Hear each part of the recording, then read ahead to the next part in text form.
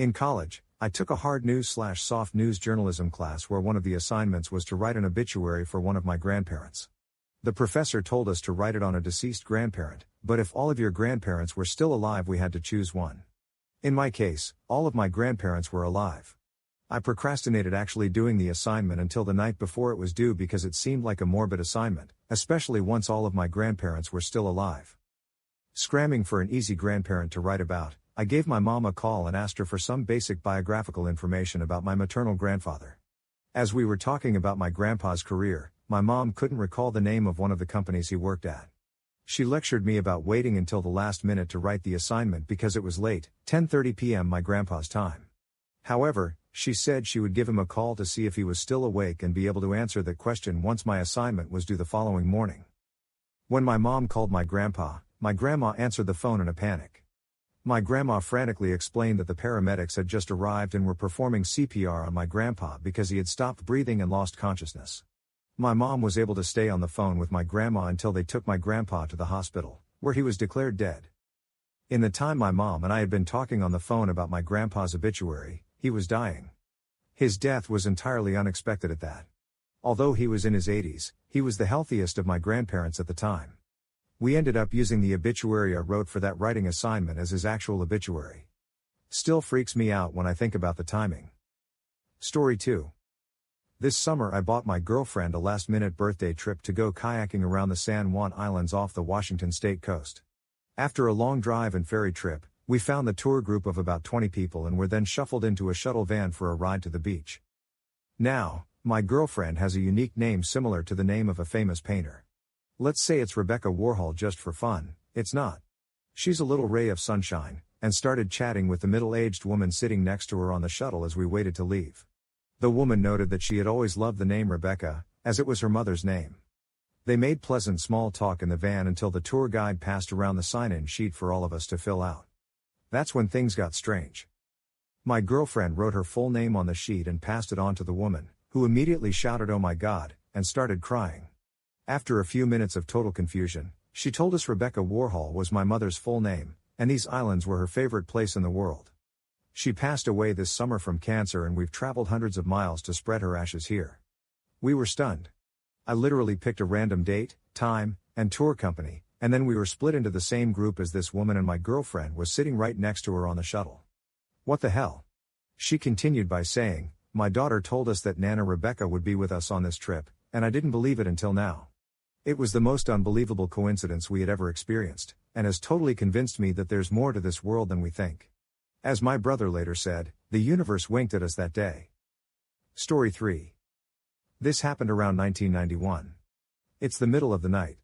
I'm standing in my sister's living room and it must be a full moon, because even though it's around 1 a.m. and the lights are off, I can see clearly. There's a mixing bowl with popcorn kernels in the bottom on the floor in front of the TV and some rental VHS in a pile nearby. I hear a noise and turn around to see my sister's normally very friendly Labrador retriever looking like Cujo. Fangs bared, snarling, hackles raised. Suddenly there's a bright flash of light and I wake up like I hit the bed from a great height. I think that was a weird dream. Eventually, I fall back to sleep and in the morning I call my sister, planning to tell her the story, but she preempts me by telling me about the weird thing that happened in the night. They woke up to the sound of the dog snarling at about 1 a.m. Her husband thought there was a prowler in the house, got a gun and went to find the dog. She was standing in the living room snarling at the middle of the room. He couldn't see anyone, so he flipped on the light. No one was there. The dog instantly stopped snarling and walked to her bed like nothing had happened. He checked the property and went back to bed. We talked a bit and I found out they watched some rental movies and of course we had popcorn. Why? My sister is a little woo-woo at times, so I decided not to tell her about my night. She lived about 450 miles away, by the way. Story 4. So, back in 2016, I was injured at work and for about 6 months my life consisted of going to physical therapy and being confined to bed until I could walk again. With that in mind, I had a lot of time to read books. One of the books that I was reading was Ex-Heroes, by Peter Clines. Now I don't know about anyone else, but when I read a book I like to cast the characters in my head, coming up with how they look. One of the minor characters in this book was named Ilya and, because I know someone named Ilya, and because the book is set in Los Angeles where I live, the Ilya in the book became the Ilya that I knew in my imagination. But then, something strange started to happen. The Ilya in the book made specific references to movies like Aliens, a movie which the Ilya I know is a huge fan of. The Ilya in the book was a big fan of firearms, as the Ilya that I know is. Put into words, these details seem slim, but there was something so strange about the character in this book that I eventually reached out to the Ilya that I knew to ask about it. Turns out that Ilya knows the author, Peter Kleins, who had put him in the book. What are the odds that I would choose to buy a random book, with a story that takes place essentially on my street in Los Angeles, and features someone I know in real life as a minor character? That blew my mind, and it's easily one of the most surreal experiences I've had. Story 5. I died. I saw it, I lived it. Either it was another world with a version of me that died I saw, or I'm going crazy but I died. We had a pep rally in school, and after it was finished we had to go back to class. Well, my friend and I were not into that, so we wanted to do across the street to Sonic. Across the school there is not heavy traffic, but if you don't pay attention you could get hit. Well, I remember walking with him and he dropped something, so I went across the street first. I just saw a red Tahoe heading right for me and I got hit. I remember everything. I remember gasping for air, I remember waking up and sleeping again. Then nothing. All of a sudden I was back in the stadium again and the exact same words came out of the principal's mouth. My friend wanted to go get Sonic, but I was freaking out. Was asking him everything. I thought it had to be a dream, so I went with him just to see what would happen. He dropped his stuff again and I waited. To my horror, that same red Tahoe showed up. I told him that I'm going back to school, I ain't dying again. I can still see the other version of me on that street, just messed up. Not even moving. Story 6.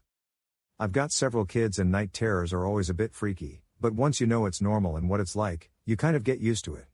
But my middle child had something happen a couple years ago that didn't seem like it could be a night terror.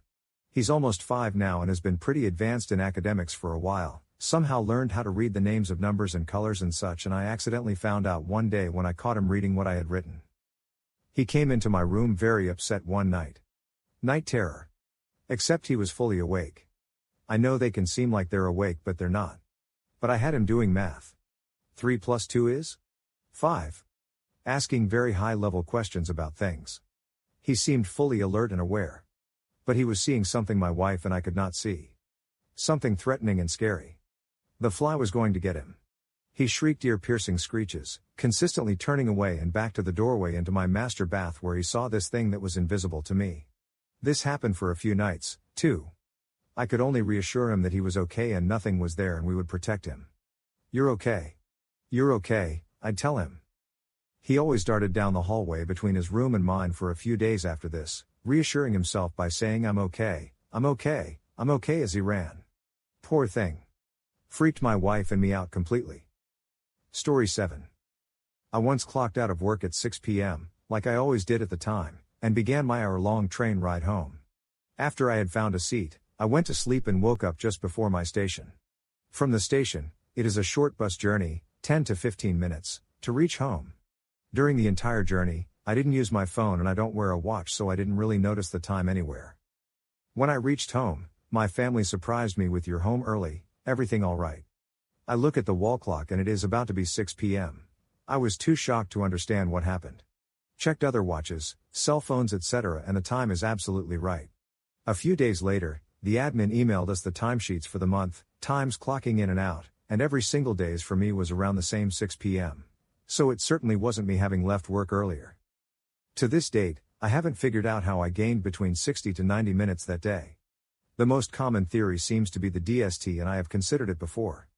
The problem is that it should work for both time in and time out, and if I remember, the time in was the same as always and I didn't leave my home early for work. If I remember right, it also wasn't a Monday, which is when the clock reset effects come through at work despite the changes going in on Sunday. Story 8. I had just pulled into the parking lot of where I worked and was walking towards the building. It was like 3 in the afternoon, broad daylight. All of a sudden, I heard an ambulance's siren start sounding. Naturally, I looked down the road to try and see the ambulance. I see it approaching and decided to watch it for a bit. It was quickly getting closer, and it was about to pass right by me. However, there was a large SUV waiting to turn out of the parking lot and onto the road, blocking a few meters of the road from my view. The ambulance passed behind the SUV, probably about 50 feet away from me at most, and I vividly remember the siren becoming completely silent in that instant. The ambulance had vanished entirely as it passed behind that SUV. I was so confused.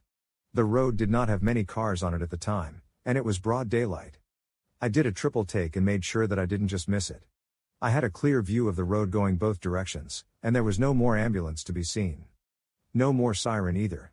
I walked up and down the road, trying to find it for a solid minute. But nope, it was gone. I was well rested, not on drugs, and I didn't have a history of hallucinations. It seems dismissible, but I was completely aware of what happened, and I can't explain it to this day. Story 9. Well, my story is a bit creepy cause I lost myself. This was like 7 years ago when I was still in high school. It was a normal day, all classes went well till the math class began. The teacher was explaining the lesson and how it was related to the previous lesson we had the previous day. Everything the teacher was explaining was new to me and never heard before, so I was like, yeah sure. I wasn't paying attention again during that class, so I opened my notebook to check what I wrote about that class. I always write everything discussed during math class cause I sucked at math and my dad was strict about it, which got my teacher to be strict also with me, and found nothing about the previous class. I asked my friend sitting next to me to give me his notebook to make sure, and I found like a whole new material from the last class that I've never seen before. So I started investigating after the class, going around asking my classmates this crazy question: was I here yesterday during the math class? And they were like, what? And I explained the whole thing to them, and apparently I was not there. I attended both classes before and after the math class and wrote everything of both classes in my notebook, but I have no memory where I was during the math class. And the schools where I live have a one-class system where students stay in their class and teachers come to them for the lecture, then leave, and the next subject's teacher comes, and so on. So we know each other well, and everybody I asked said that I wasn't there during the math class. So yeah, I lost myself for approximately an hour. Story 10. This didn't happen to me, but to my mother and aunt when they were younger, and to this day is the creepiest thing I've ever heard. So one day when they were around 16 years old, they were alone in the house for a couple of hours while their mother was out working. I don't remember exactly which one of them noticed this, but one of them walked into the kitchen and was shocked to find that the stove had somehow been ripped open all the way into the oven. My mother described it as if someone had stabbed the top of the oven, slashed it, and then pulled that slash open with their hands. Both of them saw it, and when I asked my aunt about this story, she gave me the same description. Also, this was definitely not a visual hallucination because they swear they reached with their hand from inside the oven to the top through the hole. They both swear they were sober at the time, and I believe them because they were raised in an extremely religious environment, so it's impossible they were drunk or high. When my grandmother got home, they naturally went to show her the slash, only to find it was completely gone. The stove was completely normal and there was no sign of a hole ever being there. This experience is probably the only reason why I'm not completely skeptical about the supernatural. I've got other personal experiences of this sort, but they all can be explained rationally one way or another in a way that makes complete sense, but this story is way beyond me. Story 11. I was a young boy of 5 to 6, I think, maybe 7, at summer camp. The supervisors took the kids to a swimming pool and we were all swimming there. One of the supervisors was throwing kids into the pool. We'd splash around, climb out, and get tossed in again, which was great fun. It was my turn to get thrown in, except I forgot to take a breath before I hit the water and went under pretty deep. Now I was underwater and I really had to take a breath and was fighting the urge to breathe. I lost and inhaled. I swear to fucking God, I'm not making this up, but I somehow breathed air. I felt calmer and my lungs and body relaxed, just like I had taken a gulp of fresh air. I swam around underwater for a bit, just because it was so weird, but then I had the thought that maybe I shouldn't test or take for granted this thing that just happened. I should just count my blessings, so I went up and surfaced.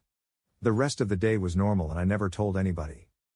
I should mention that as a very young child, aged 2 to 4, that I hallucinated a few times. Once I was walking down a hall in my house and I started floating in midair. If I thought about it, or questioned it, I'd start sinking, but if I just relaxed and accepted it, I could float again. That only happened to me once, but I would have dreams where the same dynamic would happen for many years. Those stopped around the time I hit puberty, I think. Anyway, I don't know what happened that day in the pool. My first thought at the time was that it was another hallucination, but the part I don't understand is why I so desperately needed to breathe before the hallucination happened, and why I was so relaxed and calm and not panicky as if I had actually breathed afterward. I even stayed underwater for a bit. It was pretty surreal. Story 12. I've 2 stories that tie together. First, when I was like 6 on an Easter Sunday, I was at my grandparents' Catholic church and the priest would always have kind of a story time on the holidays with the kids. He'd have us come and sit all around the front of the church. Now I have a less popular biblical name, I think it is at least, and had never heard it said in church before. So I'm playing with a plant on the side of the altar, with empty pews in front of me barely listening. When a lady I hadn't seen and didn't know says, listen to Father, he's talking about the saint you're named after. Afterward, my grandmother was all excited and asked if I'd heard Father's lesson involving the saint. I told her, yea, the nice lady on that side of the altar told me he was talking about my name, do we know her? Everyone in the family laughed and said those pews were empty for the entire Mass. The second story took place 8 years later, while I'm getting ready to go stay at the same grandma's house. I left on my bike, with headphones and my CD player turned up, to get books from the library, and about a half mile from the house I hear a voice that's familiar but different tell me, you need your helmet on this journey. I listened and rode back to grab my helmet. Almost to the library I went to cross a small side road and looked back at the same time a car started to turn into the road. I slammed my brakes and went over the bars, landing on my helmet, and the car stopped a foot away from me, being underneath. The vehicle behind him was an off-duty EMT that called the squad cause he didn't see my helmet when I went over. It took 45 minutes for my dad to get there through the massive traffic jam I caused, but the officers and EMTs all agreed that had I not been wearing that helmet I would not have survived that impact with only scrapes and a shattered wrist. I'm convinced that those voices both times were the same entity. I don't know what she is, but I'm glad as hell she was there. I've never heard it again, but I know I'd be dead or significantly changed if not for that. Story 13. About 2 years ago I was driving up a short hill in the overtaking lane. I was attempting to overtake a particularly slow car. I was going far too fast, I knew this, but was somehow fine with it. Then I had a burst of adrenaline and decided to accelerate even harder to overtake the car before the overtaking lane merged back into one lane. Sometimes I don't think I was successful. I think after I crested the hill I was two abreast in the now single lane. A truck was in the opposite lane starting to come up to the hill, and I think I hit it on the right-hand side, the truck driver's left side, straight on, at considerable speed. I remember looking at the truck and thinking I'm going to hit it, but feeling that was okay, everything is going to be fine. I think I saw the front of the truck hit and crumple the left side of my car, saw it come right up to my face, then, for a second, nothing but black. A moment later I was parked by a small factory-type building about half a mile down the road. I remember my skin feeling prickly and tingly, and I felt the adrenaline whoosh out of my body. I cut my journey short and just went home. Now, on occasion things just feel left of center, the world just feels a little more gray and cold, and I mean that literally and figuratively. My family and friends seem absolutely the same, and I'm very happy in my life, but some things in the world just seem off. This seems ridiculous to say, but sometimes I'll be in a place and I'll get an odd, uncomfortable feeling, and then the place seems to flash to warmth and sunlight and happiness. It then goes back to this slightly off, grayer place. I see the same physical place, but for a while, it seems much more beautiful. I'll read an article or listen to the radio and I'll think that that's not how it's supposed to be, so I'll Google it, and sure enough, I was wrong. It's not all the time and it doesn't worry me. As I said, my personal life is the same and I'm happy. It's the outside world that sometimes feels so off and so wrong. Story 14. I lived in a shared house while at university, and it was a freaking odd place. Things would go missing in plain sight and then reappear moments later. Not just small things like lighters, but big things, jackets, plates, textbooks. We got so used to it that we ended up accepting it. Everyone would leave the room for a minute, and when you came back in, whatever was missing would be right back wherever it last was. The living room had a sliding door that gave access to the hallway. We were poor students, so all the radiators in the hallways were always turned off, and we only heated the bedrooms and communal lounge, so that door was always closed. Most nights the door would have a good rattle. We were all inner city kids and just put it down to passing buses. Until someone pointed out that we lived on a residential street, no buses, no trucks, and the underground tube trains came nowhere near the place. The neighbors came around one evening and very politely asked us to stop banging up and down the stairs late at night. That caused an uncomfortable moment when we apologized but mentioned we thought it was them banging up their staircase. The weirdest moment was me in bed one night sleeping, waiting for my girlfriend to get back from a night out with her girlfriends. The bedroom door opened, and I felt the bed bow as she climbed in. I could feel the warmth of someone beside me, but it didn't feel like hay. I rolled over and there was no one there. By this time you just accepted weird stuff happened, it never felt threatening. I am a scientist and an atheist, I don't believe in weird shit, but something was fucking wrong in that house. I sometimes wonder if it was something to do with my girlfriend then A. She was named after an elder sibling who died young before A was born. At times she was capable of the weirdest shit, I had long hair back then, and the part of London we lived in still had a culture of freak bashing. I remember someone starting to pick a fight with me in the pub one night. He pinned me against a wall and got in a few solid punches when A stopped him in his tracks with a calm statement along the lines of, "Listen, I know your mother left you when you were 6 and your grandmother brought you up. I know she died last month and you were angry, but this isn't going to make you feel better. She loved you, she wouldn't want you to be like this."